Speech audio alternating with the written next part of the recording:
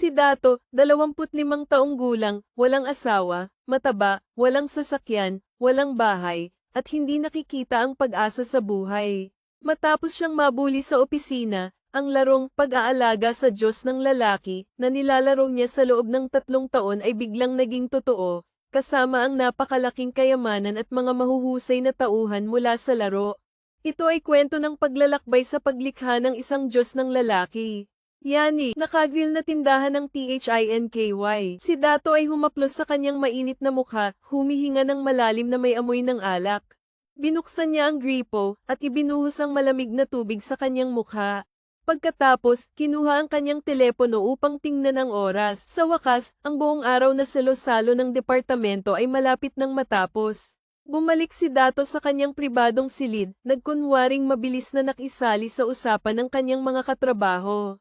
Nagbigay siya ng walang panganib ng ngiti, paminsan-minsan ay sumasagot sa kanilang mga sinasabi. Masigla at maayos ang atmosfera. Itinaas ni Ginoong Turan ang kanyang baso ng alak, namumula ang mukha habang nagsasalita ng ilang salitang pangkaraniwan, at sa kanyang kamay ay iginuhit ang isang malaking cake, na parang nagmarka ng isang perpektong tuldok para sa salo-salo ngayong araw. Lumabas mula sa pintuan ng grill. Ang malamig na hangin ng gabi ay hamampas sa kanyang mukha, nagpaalam ang mga katrabaho sa isa't isa. Kita-kits sa Lunes, Palam Alternasyon. Tandaan na mag-report sa grupo kapag nakauwi na. Ingat sa daan, Ginoong Turan. Palam, sama-sama tayo, Dato, magkasama tayong umuwi. Sa itim na Nissan Tina, ang dalawang babaeng katrabaho sa likod ay masiglang nag-uusap. Si Dato ay nakasandal sa upuan ng pasahero, nakapikit ang mga mata, walang emosyon sa mukha.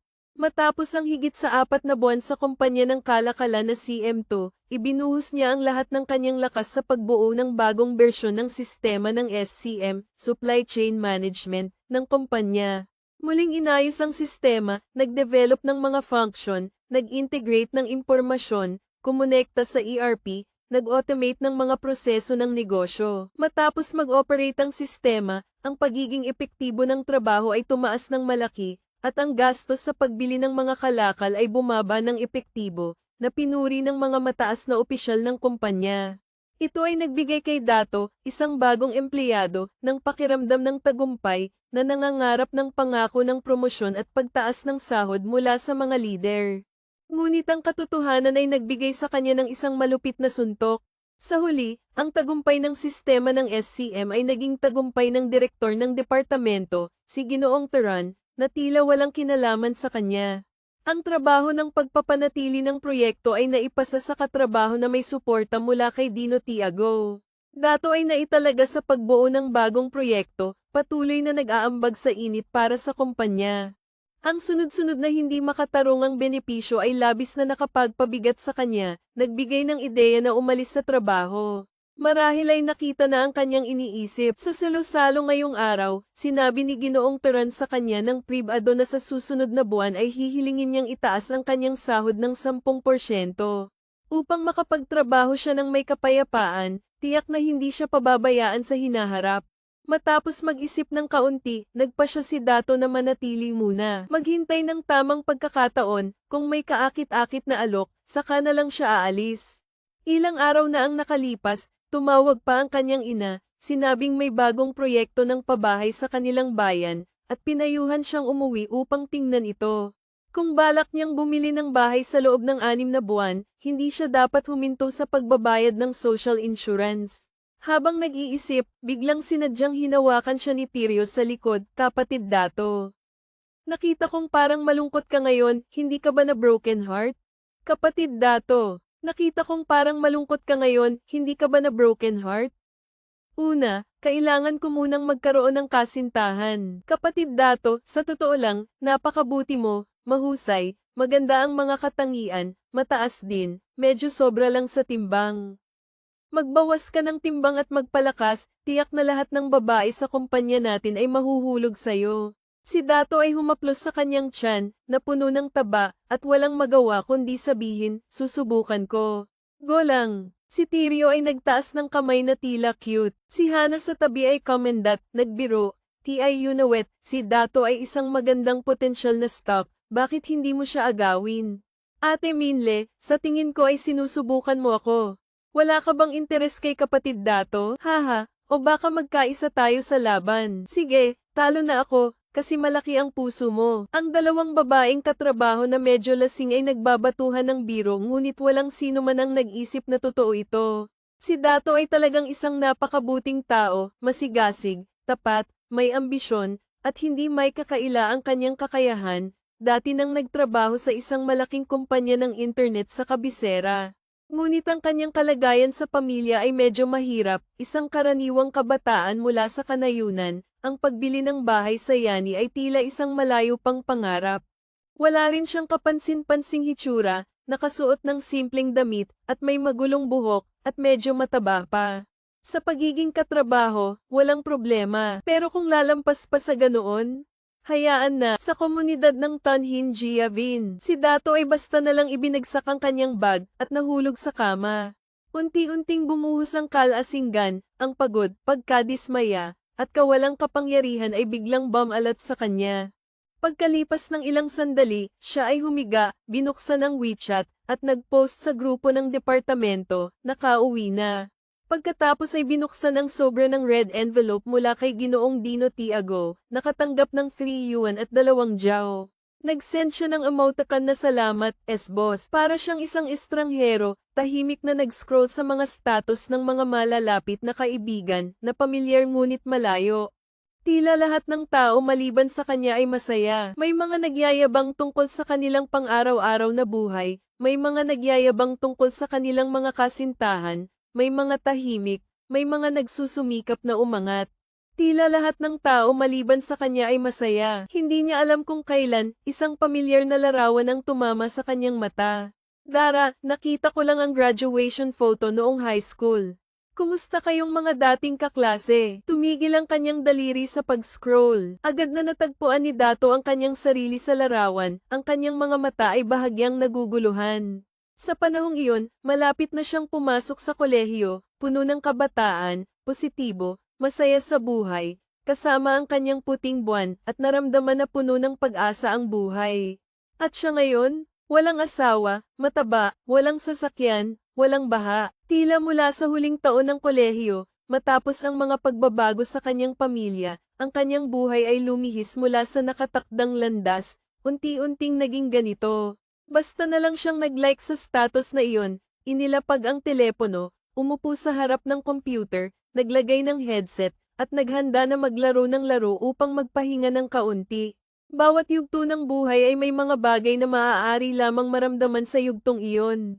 Sa 3 taon matapos ang graduation, natutunan niyang tanggapin ang katotohanan, at ang buhay ay unti-unting nag-blur sa kanyang mga anggulo.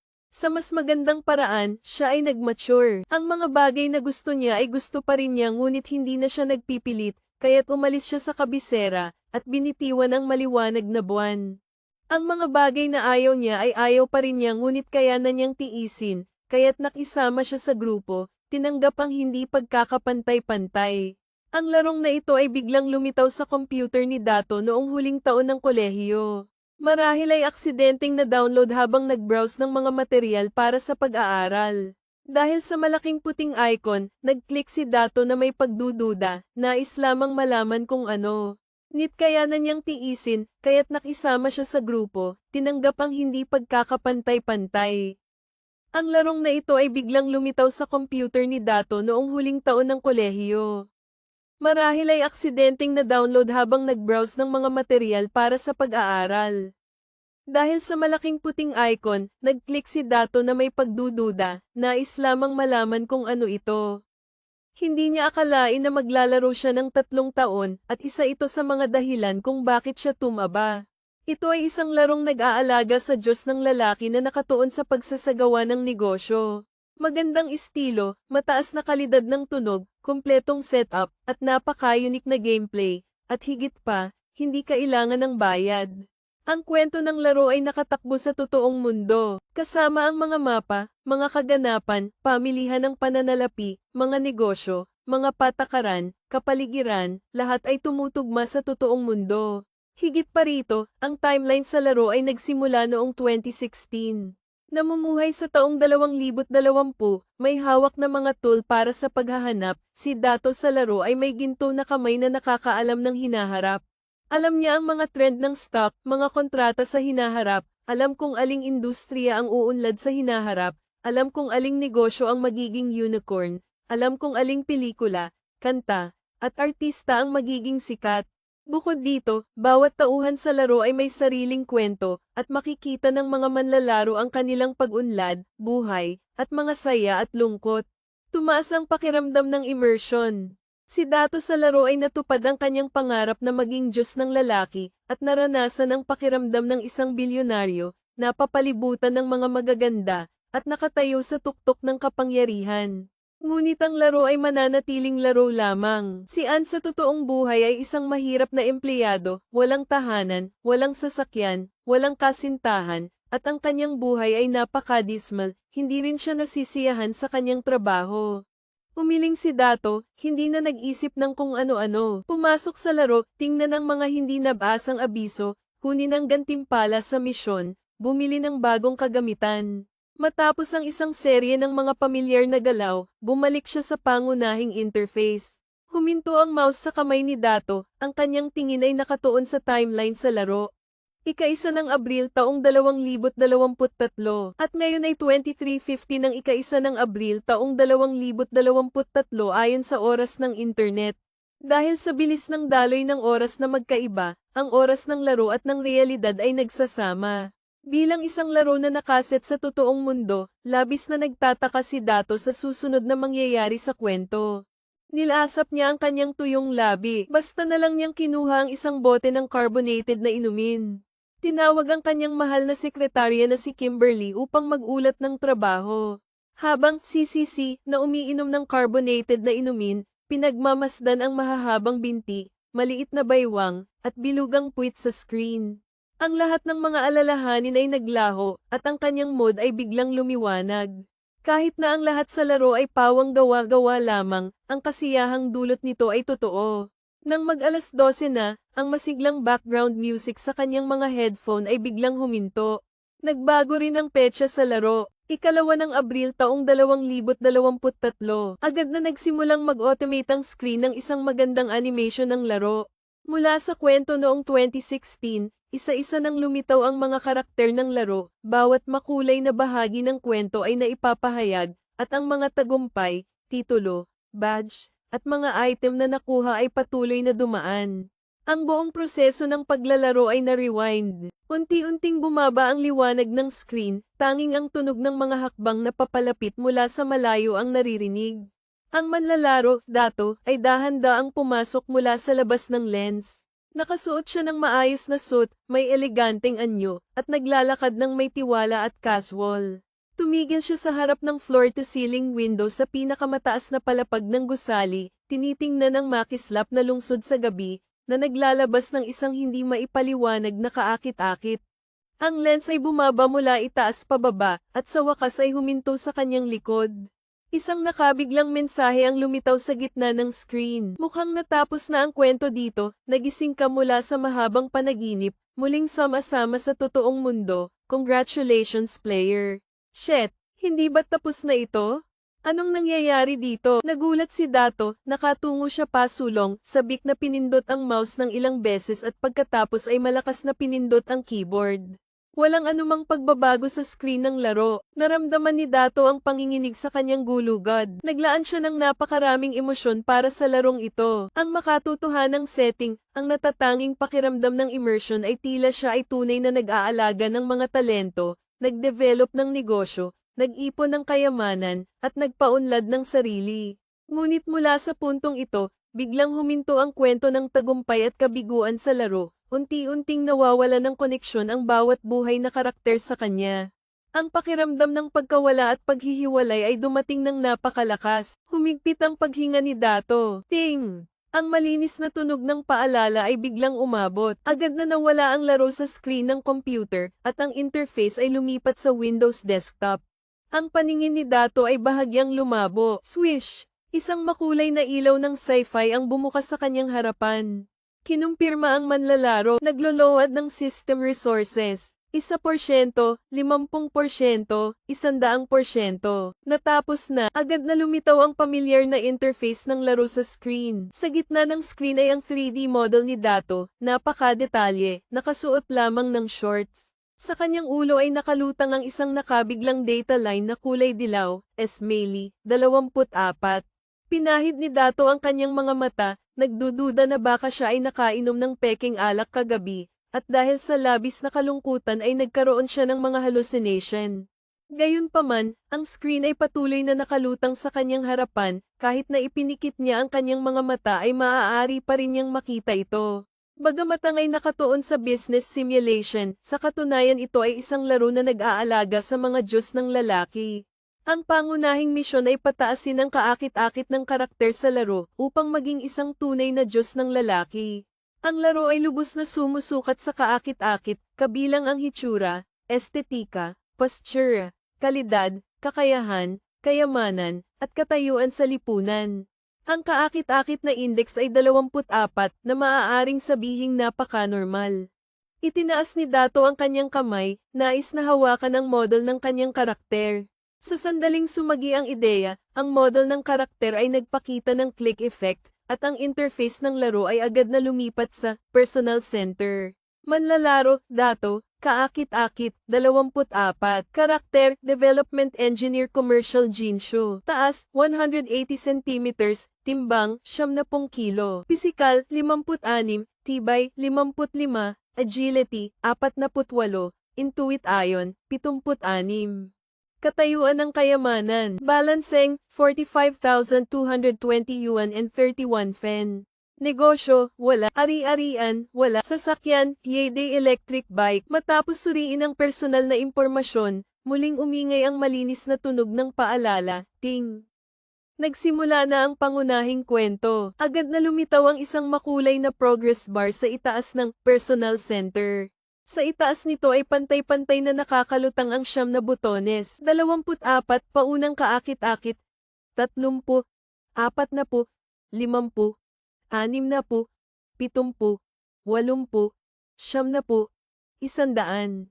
Mula sa 30 sa itaas ng bawat butones ay nakakalutang ang isang nanginginig na gintong kahon na tila naghihintay na makuha. Buod ng kwento, kapag ang kaakit-akit ng manlalaro ay umabot sa isang tiyak na threshold, ang sistema ay magbubukas ng mga ari-arian at kapangyarihan na naaayon sa realidad para sa iyo. Tandaan isa, maaaring ang iyong mga tagumpay sa laro ay hindi isang ilusyon.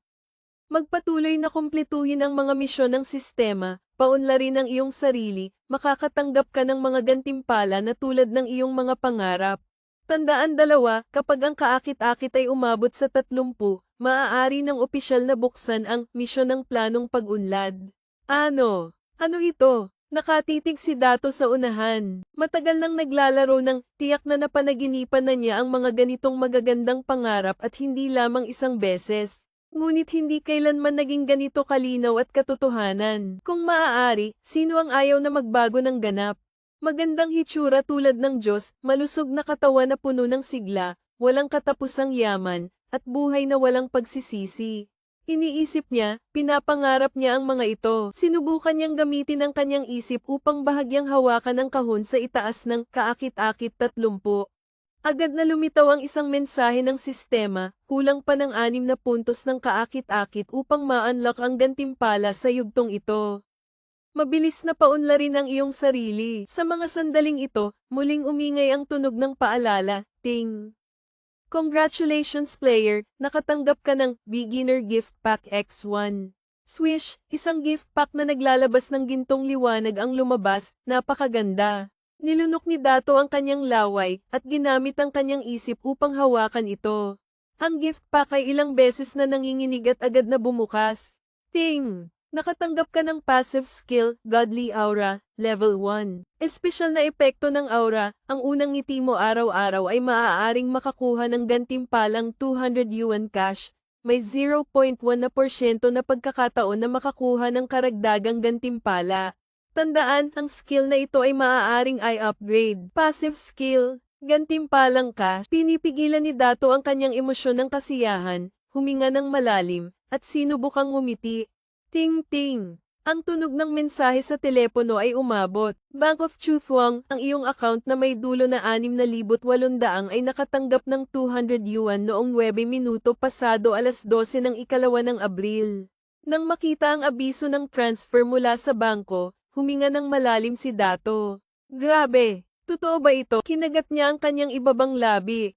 Isang sakit na hindi pa niya naranasan ang umabot. Ang lahat ng nangyari dati ay maaaring sabihing ilusyon, ngunit ang tunay na gantimpalang pera sa harapan ay nagpapatunay sa pagkakaroon ng sistema. Ang dugo ay umabot sa kanyang utak, ang tunog ng kanyang tibok ng puso ay umuusbong sa kanyang tainga, parang tunog ng tambol ng digmaan. Huwag kalimutan ang napakalaking kayamanan na nakuha niya sa pamamagitan ng pandaraya sa laro, kahit na ang passive skill na godly aura, na ito ay sapat na upang tumaas ang kanyang happiness index. Bawat araw ay hindi kailangang magtrabaho ngunit maaari pa ring kumita ng 200 yuan, sa isang buwan ay 6,000 yuan, kasama ang kanyang sahod na higit sa 9,000 yuan, ang kabuoang buwanang kita ay higit sa 15,000 yuan. Sa isang lungsod na pangalawang klase tulad ng Yantian, ito ay isang grupo ng mga tao na may mataas na kita, hindi na pangarap ang bumili ng sasakyan at bahay. Matapos maligo ng mabilis, isinara ang pinto ng kwarto. Naging kalmado si Dato, at sinimulang galugarin ang system panel sa kanyang harapan. Ang pangkalahatang estilo ay katulad ng ngunit kulang ng maraming mahahalagang module, tulad ng character management, asset design, financial market. Mission hall, shop, at warehouse ay lahat walang laman. Ang buong sistema ay mukhang napakaubos. Bumalik sa pangunahing interface, tinitingnan ng kaakit-akit, 24 na nakasisilaw sa itaas ng karakter, nag-sarcastic na umiling si Dato. Ang karakter na nilikha ng manlalaro ay may paunang halaga na 30 puntos ng kaakit-akit.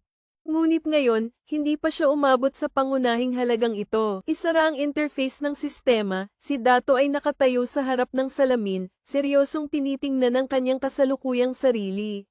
Malambot ang katawan, may bilog na taba sa tiyan. Madilim ang mga bilog sa ilalim ng mata, namamaga ang mga mata, madilim ang balat, at tuyo ang buhok.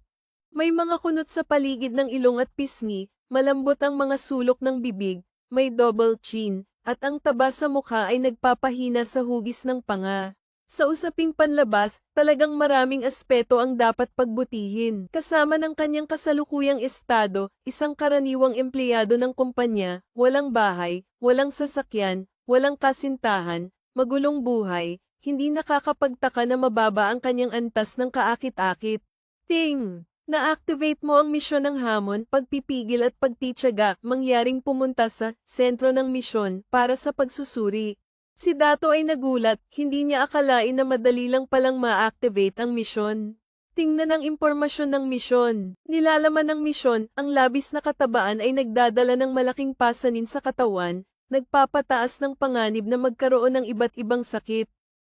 Hamon na magbawas ng 9 kilo sa loob ng 20 araw, bumalik sa normal na timbang.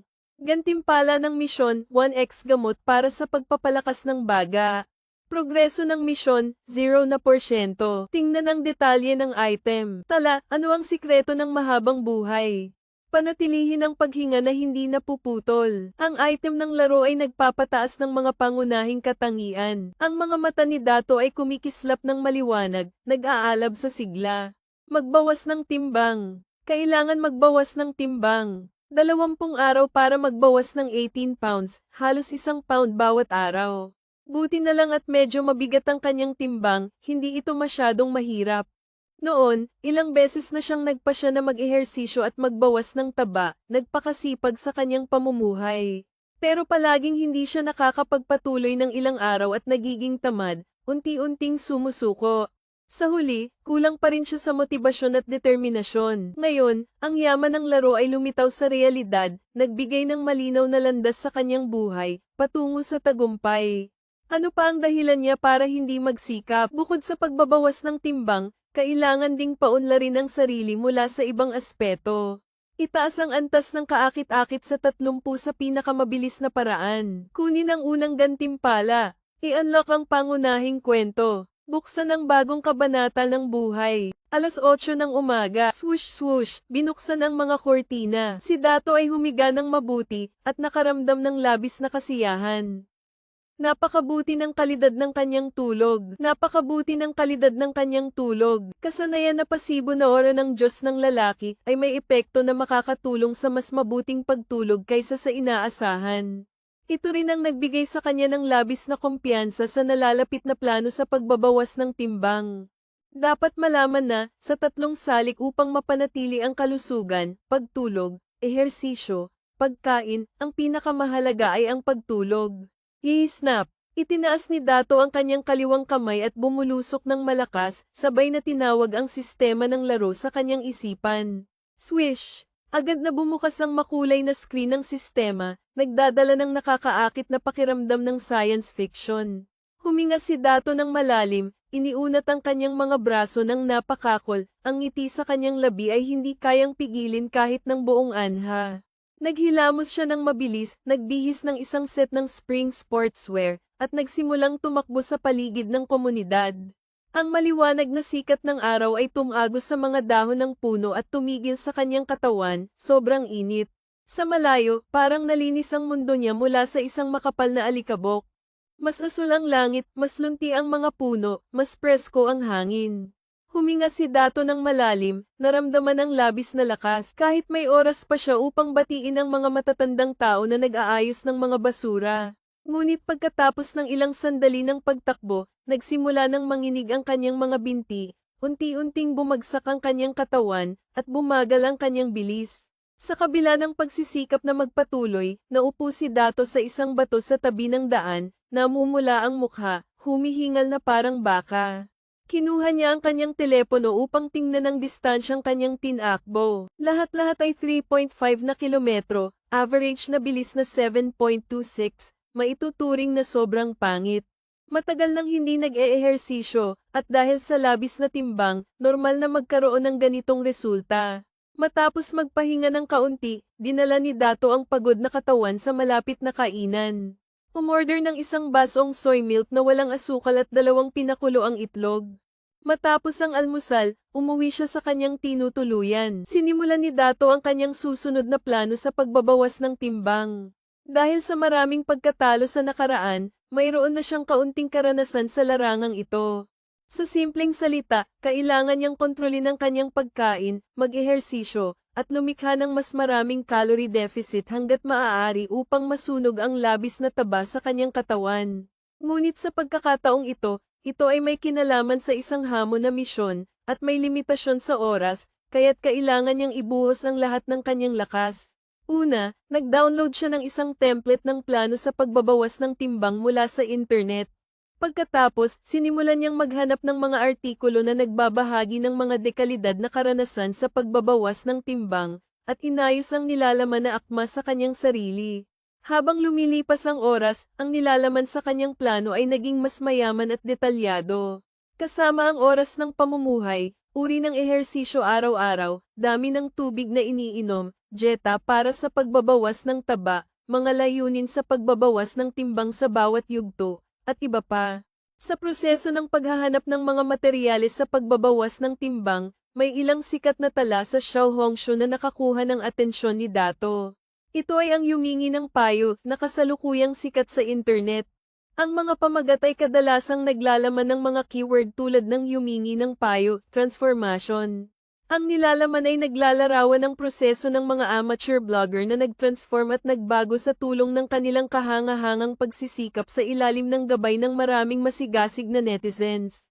Ang pakiramdam ng pakikilahok ay napakalakas na ang mga netizens ay tila naglalaro ng isang nakakaaliw na laro ng pag-aalaga, puno ng sigasig, na nagiging mga espiritual na shareholders ng mundo ng internet. Patuloy na nagbibigay ng mga propesyonal at epektibong payo mula sa iba't ibang anggulo. Mayroong pagbabawas ng timbang, mayroong pagsasaayos ng damit, mayroong pangangalaga sa balat, mayroong hairstyle, mayroong makeup, mayroong postura. Maaaring sabihin na nakakatulong ito sa mga blogger na mapabuti ang kanilang kabuoang hitsura at kaakit-akit. Maraming amateur ang hindi lamang nagtagumpay sa kanilang transformation kundi naging sikat na tao rin. Habang patuloy na pinapanood ni Dato, lalo siyang nahihikayat sa kanyang kasalukuyang sitwasyon, ang pinakamadaling at pinakamabilis na paraan upang mapabuti ang kanyang kaakit-akit ay magsimula sa kanyang hitsura. Bukod dito, ayon sa mga patakaran sa laro, ang kasikatan at impluwensya ay isa ring mahalagang bahagi ng halaga ng kaakit-akit. Ang modelong ito ay perpektong akma sa kanya na makakatipid ng napakaraming oras sa kanyang paunang pag-unlad.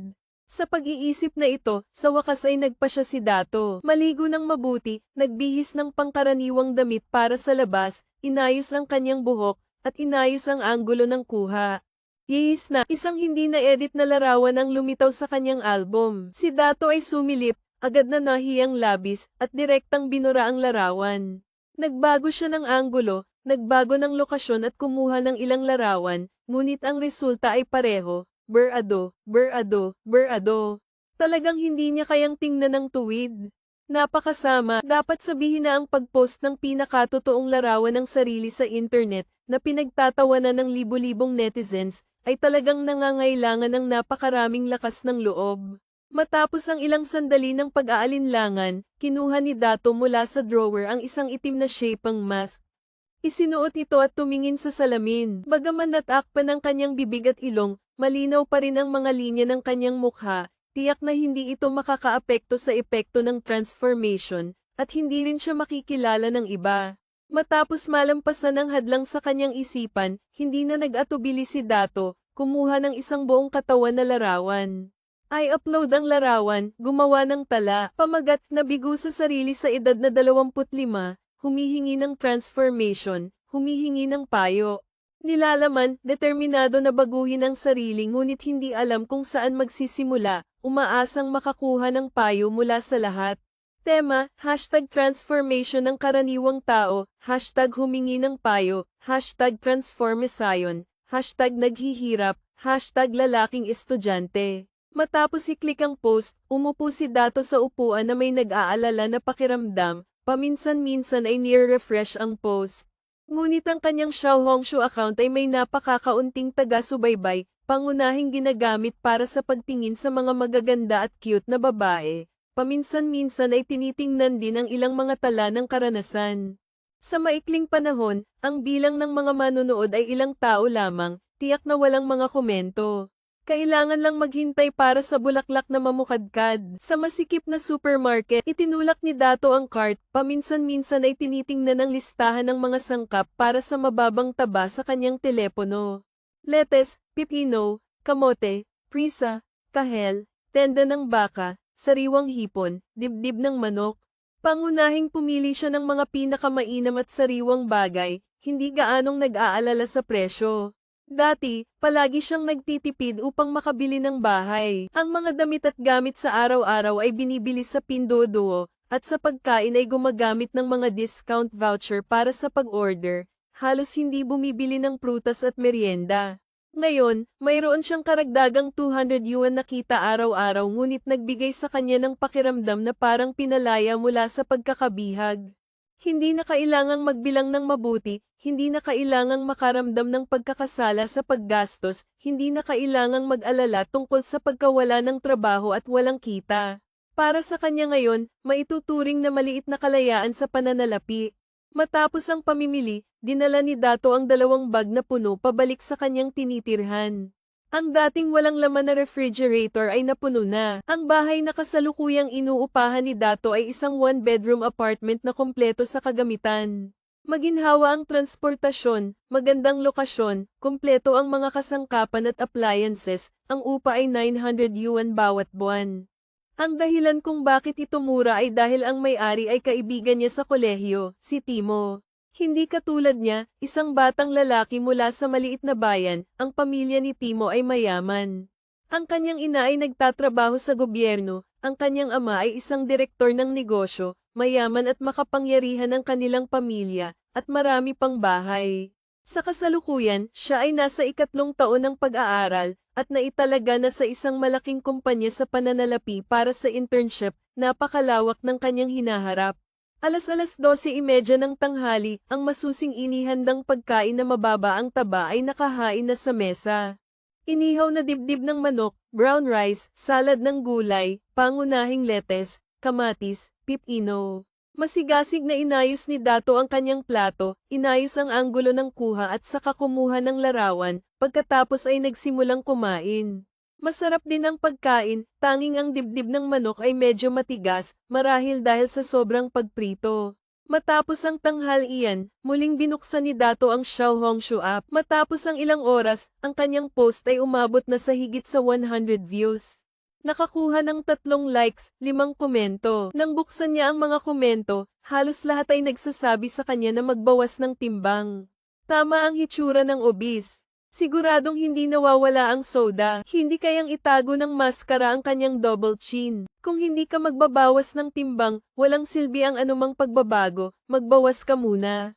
Sineryoso ni Dato ang lahat ng ito at sumagot, salamat sa mga payo. Mayroon ng mahigpit na plano sa pagbabawas ng timbang, nagsasagawa na. Matapos mag-scroll sa telepono ng kaunti, nang siya ay magbabalik sa kanyang kwarto para sa tanghalian, bigla siyang huminto. Dato ang lahat ng ito at sumagot, salamat sa mga payo. Mayroon ng mahigpit na plano sa pagbabawas ng timbang, nagsasagawa na. Ang kwarto ay nasa magulong estado, iba't ibang bagay ang nakakalat, ang balkonahe ay puno ng kalat, ang mga gamit ay may alikabok, ang sahig ay marumi, at ang toilet at lababo ay dilaw. Panahon na para maglinis ng maayos. Humigop si Dato ng malalim, nagsimula ng kumilos. Ang malinis at maayos na kapaligiran, magandang gawi sa pamumuhay, lahat ito ay isang uri ng kaakit-akit na katangian, at isa ring pangunahing pag-unlad ng isang male god. Dapat magsimula ang pagbabago ngayon, mula sa maliliit na bagay, mula sa araw-araw na buhay. Biyernes, 7 ng Abril, 2023, maliwanag ang langit, 6 hanggang 16 degrees C.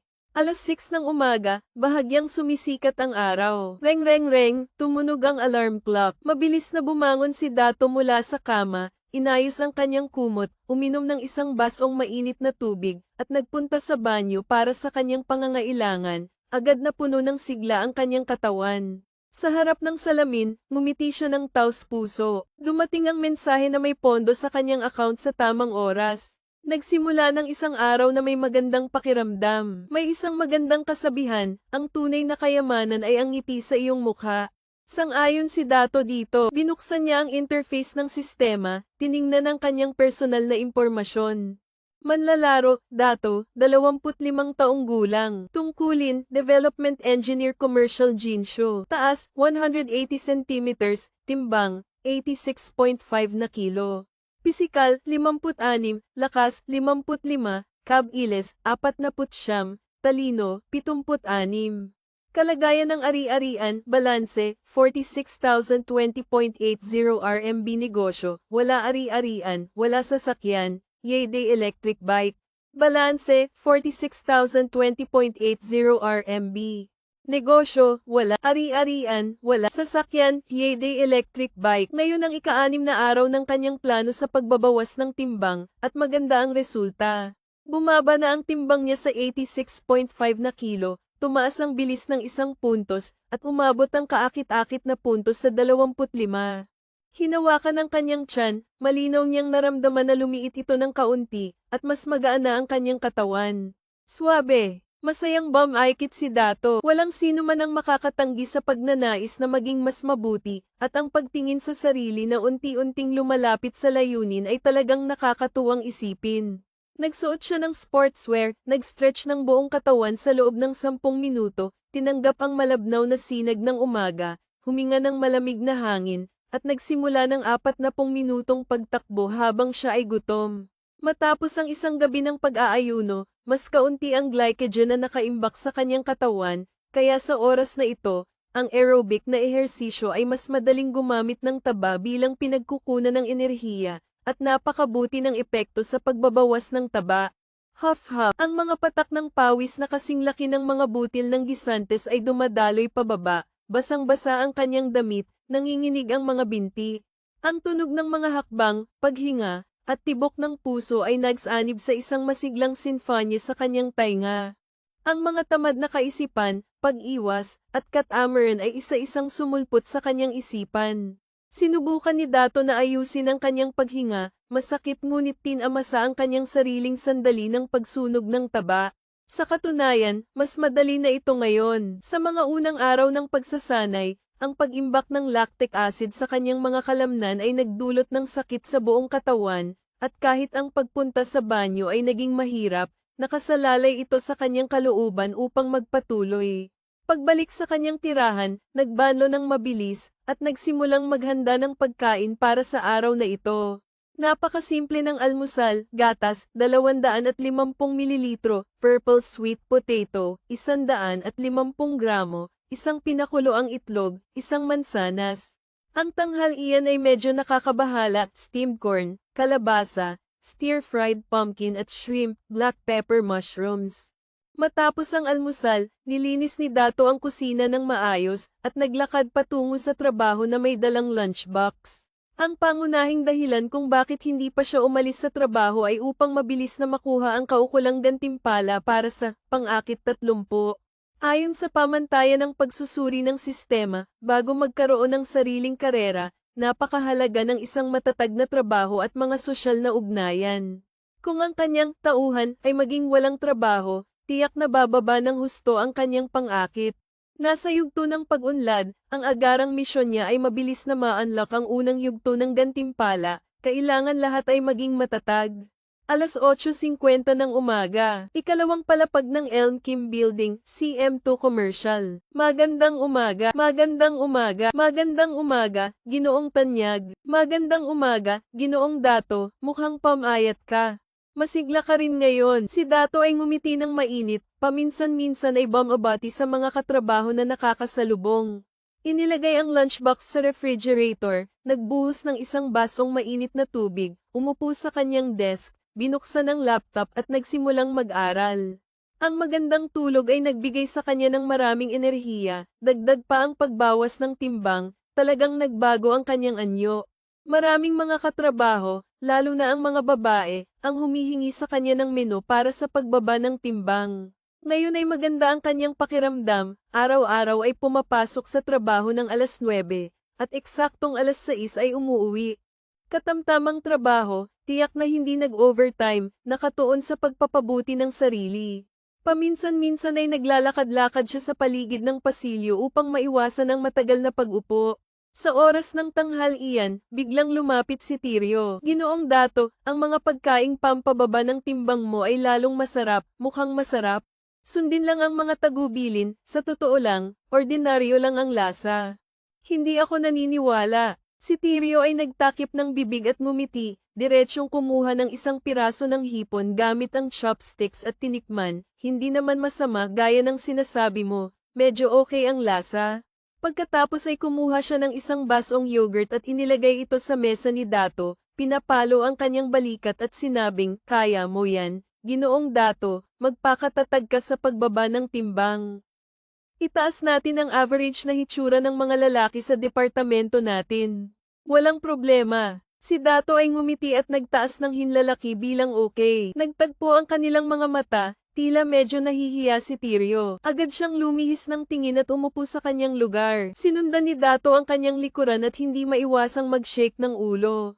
Noong bagong pasok siya, akala niya ay may gusto sa kanya ang katrabaho na ito. Sa kabila ng lahat, ang kanyang mga salita at kilos ay tila napakapalakaibigan, walang distansya. Ngunit pagkatapos ng ilang pangyayari, unti-unti siyang nagising sa katotohanan, si Tirio ay tila nag-aakit lang.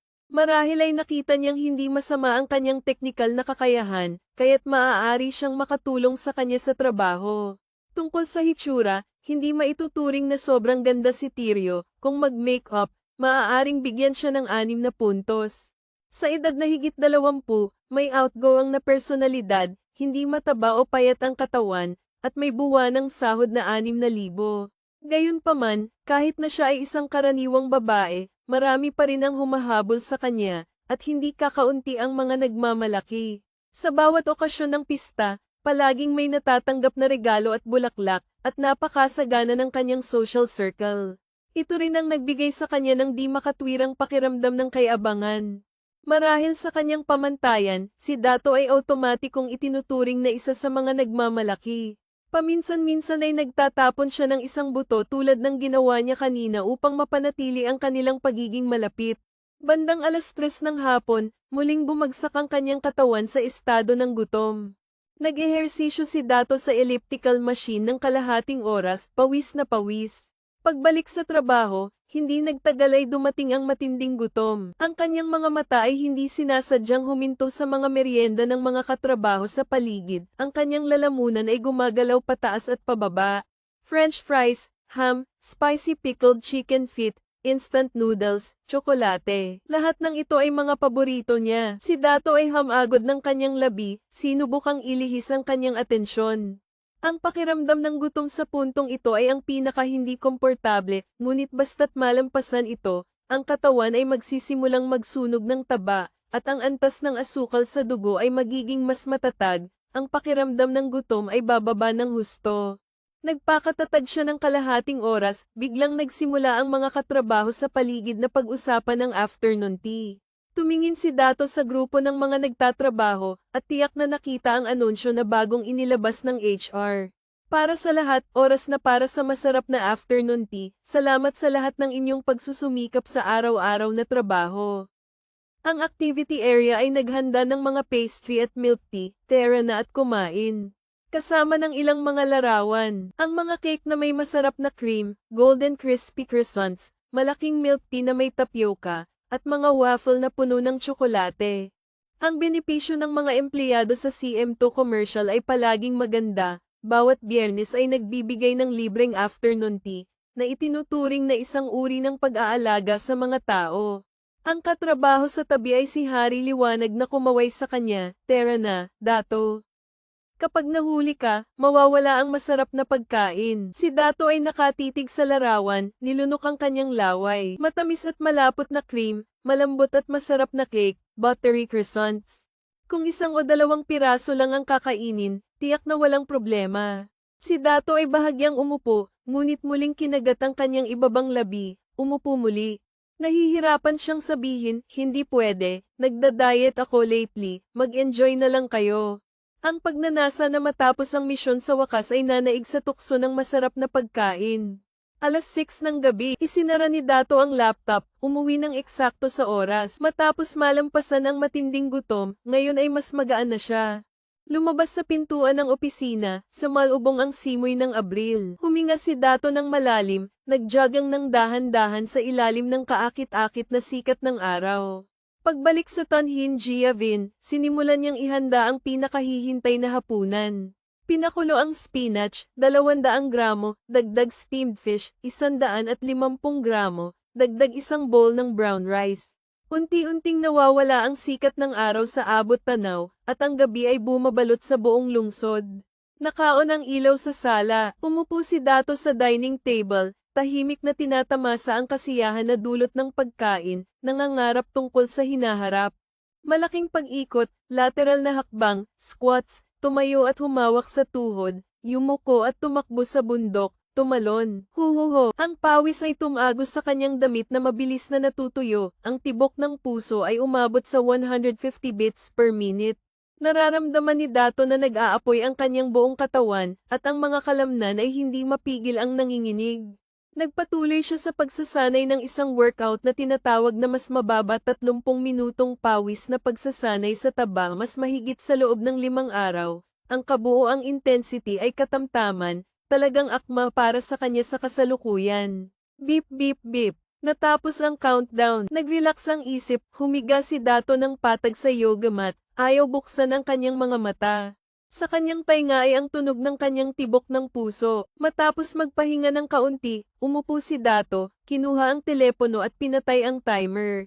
Pagkatapos, nakita niya ang 2 mensahe na hindi nabasa. Taga, WeChat transfer 5,000.00, pakisuyong tanggapin ang pera. Taga, ito ang huling bayad para sa proyekto, napakaganda ng ginawa ng maliit na programa. Nang makita ang nilalaman ng mensahe, hindi napigilan ni Dato ang pagngiti. Sumagot, nakatanggap na, maraming salamat. Bilang isang programmer na may magandang kakayahan, paminsan-minsan ay tumatanggap siya ng mga freelance na trabaho upang kumita ng dagdag na kita.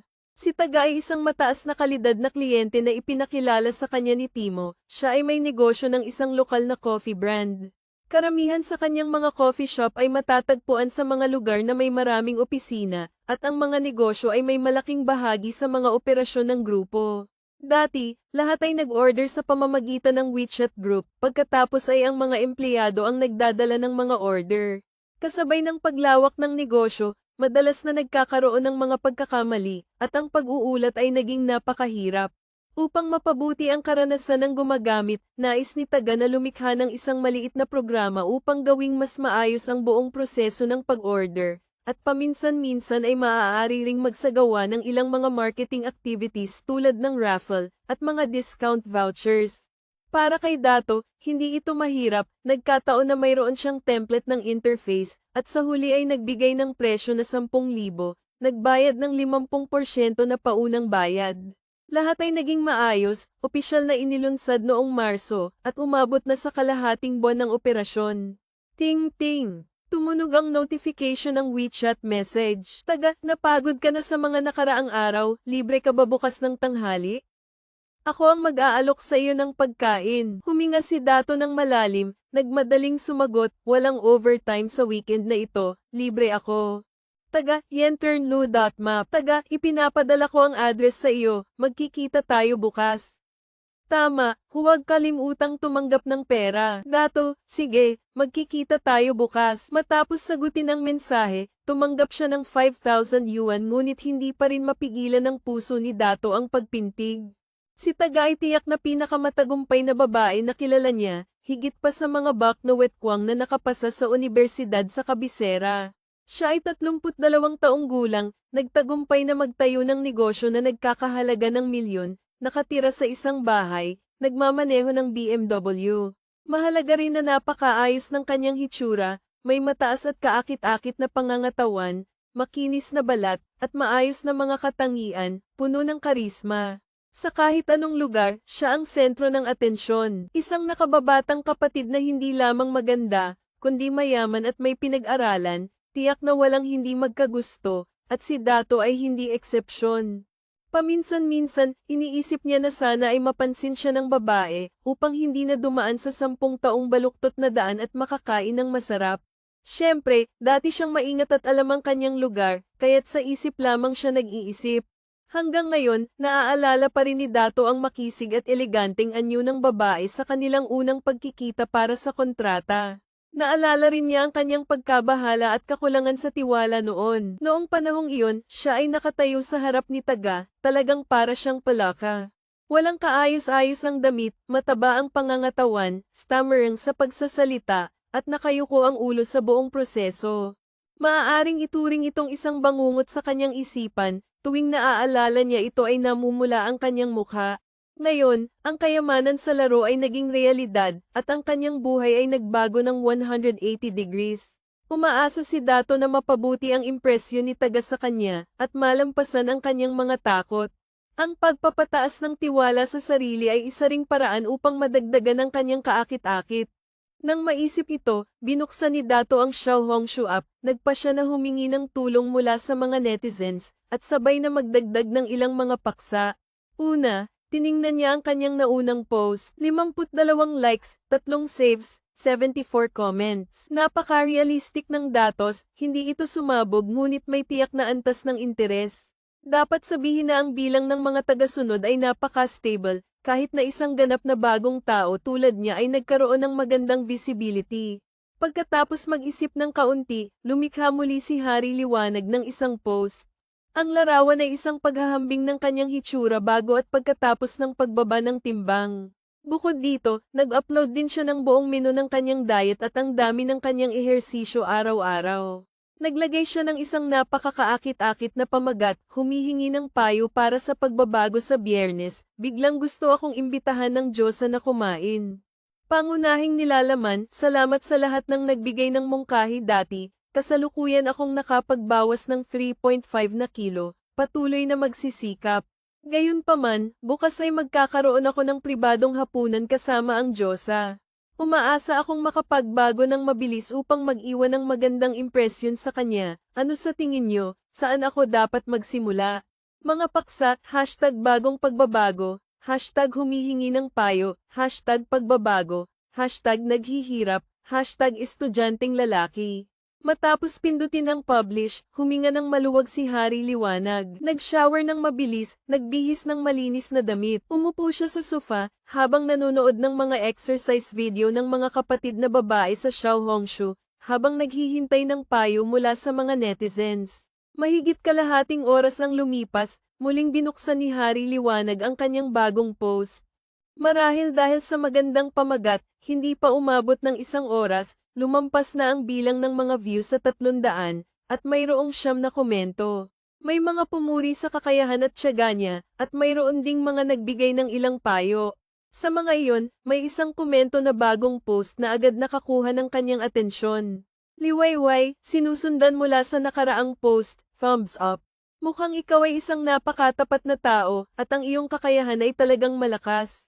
Mayroon kang ilang mga isyu, kung gusto mong makita ang agarang resulta, maaari kang magsimula sa iyong buhok at pananamit. Pasensya na, tanong ko lang, gaano ka kataas at gaano ka kabigat? Maaari kitang bigyan ng ilang rekomendasyon. Nag-click si Dato sa homepage ni Liwayway, at lumiwanag ang kanyang mga mata. Mahigit 1,000 tagahanga, daan-daang mga post na may kinalaman sa makeup at pananamit, mukhang napaka-propesyonal. Matapos niyang i-follow ito, agad siyang sumagot, salamat sa iyong mga salita ng pampatibay at suporta. Ako ay 180 centimeters at kasalukuyang may timbang na 86.5 na kilo. Ilang minuto ang lumipas, nakatanggap siya ng tugon mula sa kabilang panig. Liwayway, hashtag mukhang aso, ang batang lalaki ay nag-amin na 180, karaniwang hindi pa umabot sa 180, at sa timbang na ito, talagang mataba. Tungkol sa pananamit, subukan ng windbreaker dagdag mahabang pantalon na pang sports dagdag magaan na sapatos, maaari nitong itago ang mga depekto ng iyong katawan. Ang buhok ay may direktang epekto sa imahe ng isang tao, pumunta sa isang magandang barberia, hanapin si Tony para sa hairstyle, ang haba ng iyong buhok ay medyo okay, maaari mong subukan ang bangs na may gitnang paghati, at ayusin din ang iyong kilay, go for it. Halimbawa ng pananamit.jpg. Ang tugon ni Liwayway ay napakaseryoso, hindi lamang ito nagbigay ng detalyadong payo kundi nagbigay din ng isang larawan bilang sanggunian. Itim na windbreaker, puting t-shirt, itim na skinny pants, at magaan na sapatos. Mukhang napakamahusay, at maayos, talagang nakatago ang mga depekto. Tungkol sa hairstyle na bangs na may gitnang paghati na sikat, syempre narinig na niya ito, marami ring mga kaklase sa kolehiyo ang may ganitong hairstyle. Hinawakan ni Dato ang kanyang buhok, talagang kailangan na itong alagaan ng maayos. Mula pagkabata, hindi pa siya nakapagpaganda ng maayos kahit 1 beses, maaaring subukan ito ngayon. Tumingin siya sa orasan, malapit ng mag-2200. Agad siyang tumayo, oras na para patayin ang ilaw at matulog. Ang gabi ay malamig na parang tubig, unti-unting nagiging regular ang kanyang paghinga. Nagkaroon si Dato ng isang mahabang panaginip, sa panaginip ay nagbago siya ng anyo. Naka-tailored na itim na suit, matangkad at walang labis na taba. Magandang mukha, malinis na puting balat. Bumaba siya mula sa isang Rolls Royce, ang kanyang itim na buhok ay dahan-daang hinahaplos ng hangin, at kalmado siyang nakatayo sa harap ni Taga. Sa dilim, umiikot si Dato, at ngumiti ng masaya. Give. Ang telepono sa bedside table ay umuuga. NGN Hang Chuthwang, ang iyong account na may huling 4 na numero 6,800 ay nakatanggap ng 200.00 RMB noong 3:11 ng 08 ng Abril. Matapos kumain ng agahan, binuksan ni Dato ang kanyang aparador at nagsimulang maghanap. Hindi marami ang kanyang mga damit, mabilis niyang natagpuan ang ilang kailangan. Maluwag na puting t-shirt, itim na mahabang pantalon na pang sports mula sa Anta, at itim na gray na windbreaker mula sa The North Face. Sinubukan niyang amuyin, lahat ay malinis, walang kakaibang amoy. Dahil wala siyang magaan na sapatos, pumili si Dato ng isang pares ng magaan na suede sneakers bilang kapalit, upang makita ang epekto. Matapos magbihis, tumayo siya sa harap ng salamin. Ang kabuuan ay nagbigay ng pakiramdam ng kaginhawaan, ang labis na taba sa kanyang katawan ay natakpan, talagang mukhang payat. Napakaganda, naglagay siya ng maskara at kumuha ng ilang larawan, habang tumitingin si Dato ay lalong nasisiyahan. Lalo na ang windbreaker na ito, mas bagay ito sa kanya kumpara sa larawan ng pananamit na ipinost ng mga netizens. Hinawakan ng napaka-mahuhusay na windbreaker, hindi maiwasang huminga si Dato. Ang 3-in-1 na windbreaker na ito ay regalo ng kanyang dating kasintahan sa kanyang kaarawan noong nakaraang taon, hindi pa siya naglakas loob na isuot ito. Ang oras ay mabilis na lumipas, hindi niya alam kung nakaka-adjust na ba siya sa Shenzhen, kung maayos ba ang kanyang negosyo. Sa tuwing naaalala ang kanyang unang pag-ibig sa kolehiyo, nalulumbay si Dato. Siya ay isang tunay na henyo, mula pagkabata ay palaging namumukod-tangi.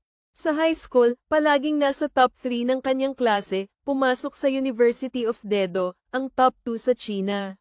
Sa kolehiyo, sumali siya sa Internet Dagdag Startup Competition at nanalo ng gintong medalya. Pagkatapos ng graduation, hindi siya pumili na makipagkontrata sa malaking kumpanya kundi nagtatag ng grupo kasama ang kanyang mga kaklase, sabay-sabay na nag-umpisa gamit ang proyektong ito at nakatanggap ng pamumuhunan. Siya ay may malinaw na plano sa buhay, mature na pag-iisip, rasyonal, marunong mag-isip, masigasig sa pag-aaral at pagtuklas. Kumpara sa kanya, si Dato ay talagang mas karaniwan. Ang kanyang pag-aaral ay maituturing na medyo okay. Pagkatapos ng high school, nakapasok siya sa Yanfan University of Science and Technology, isang top university dito. Bagaman sa kolehiyo ay napakamasipag siya, natutunan ang mga pangunahing kaalaman sa kanyang larangan at nakakuha ng ilang scholarship, nang siya ay pumunta sa Dedo, talagang nakatagpo ng trabaho, buhay, at ang kanyang social circle, doon niya natuklasan ang lumalaking agwat sa pagitan nilang dalawa, napakalaki na kahit anong pagsisikap niya ay hindi na kayang punan. Ito rin ang pangunahing dahilan kung bakit siya sumuko sa pag-ibig na ito. Umiling si Dato, hindi na nag-isip ng kung ano-ano. Ngayon, ang pinakamahalaga ay ang pag-unlad ng sarili. Ang Tonhin Jiavin ay nasa gitnang bahagi ng Hotern, na napapaligiran ng lahat ng mga pasilidad, walang kakulangan sa mga ospital, supermarket, at parke. Mga 1 kilometro ang layo ay may isang malaking commercial complex, ang Vientin Square. Dito ay hindi nawawala ang mga high-end na beauty at hair salons. Naghahanap si Dato sa review app, batay sa mga pagsusuri ng iba, pinili niya ang pinakamagandang salon. Pagdating niya sa pinto, nakita niyang puno ng tao sa loob. Marahil dahil weekend ngayon, at dahil sa reputasyon ng salon na ito, kahit alas 9:30 ay nagsimula na ang mga tao na pumila. Ang kanyang appointment kay Taga ay sa alas 12 ng tanghali, may higit sa 2 oras na lamang. Bukod sa hairstyle, kailangan din niyang bumili ng isang pares ng magaan na sapatos, talagang hindi sapat ang oras. Matapos mag-isip, napilitan siyang pumili ng isang salon na mas kaunti ang tao sa malapit sa mapa. Kung nagbukas ito dito, tiyak na may 2 o 3 magagaling na estilista. Pagpasok niya, isang magandang babae ang agad na bumati. Siya ay napaka-maasikaso, matamis na nagsabi, "Hi, gwapong lalaki. Gusto mo bang magpagupit o magpaganda ng balat?" Sinilip ni Dato ang loob, may ilan lamang na customer, tiyak na hindi ito kailangang pumila. "Gusto kong magpa-style, at ayusin na rin ang aking kilay." Itinuro ng babae ang presyo sa dingding, at ipinakilala, ang pag-aayos ng kilay ay may nakatakdang presyo na 79 yuan. Ang aming salon ay may 3 antas ng hairstyle, pangkaraniwang estilista 88 yuan, senior designer 188 yuan, at technical director 288 yuan. Anong gusto mong piliin? Aayusin ko agad. Hindi nag-atubili si Dato, tiyak na sinabi, "Subukan natin ang kakayahan ng inyong technical director." Ang magandang hairstyle ay may kinalaman sa antas ng kaakit-akit, syempre dapat piliin ang pinakamahusay.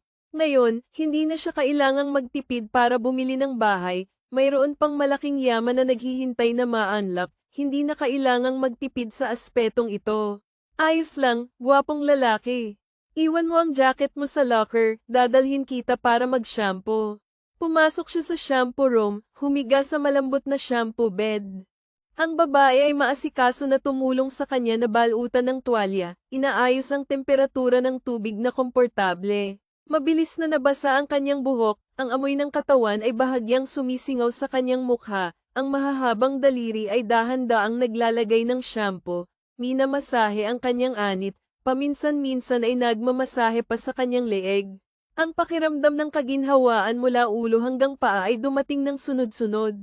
Dapat sabihin, talagang hindi masama ang serbisyong ito. Matapos ang shampoo, dinala si Dato sa isang marangyang pribadong silid. Ang technical director ay sumunod, isang gwapong lalaki na nasa mga 40 anyos, may hako at may stylish na pananamit.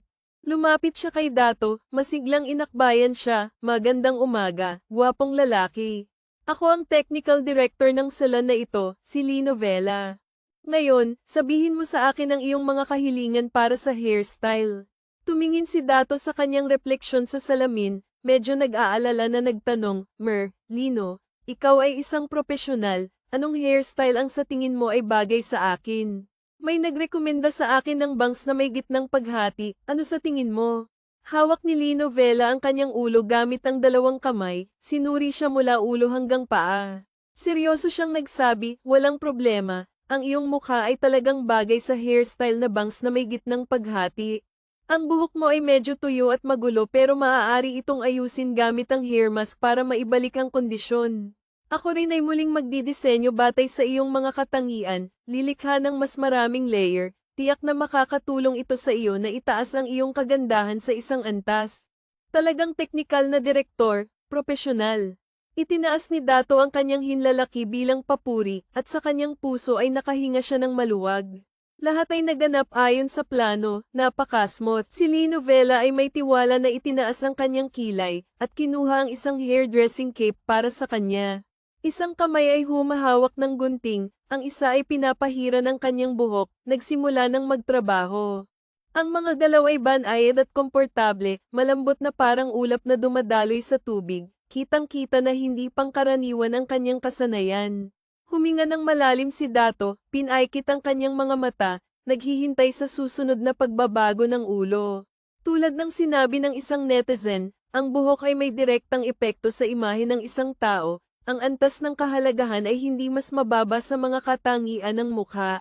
Ang isang hairstyle na akma sa iyo ay tiyak na makakapagpataas ng iyong kaakit-akit.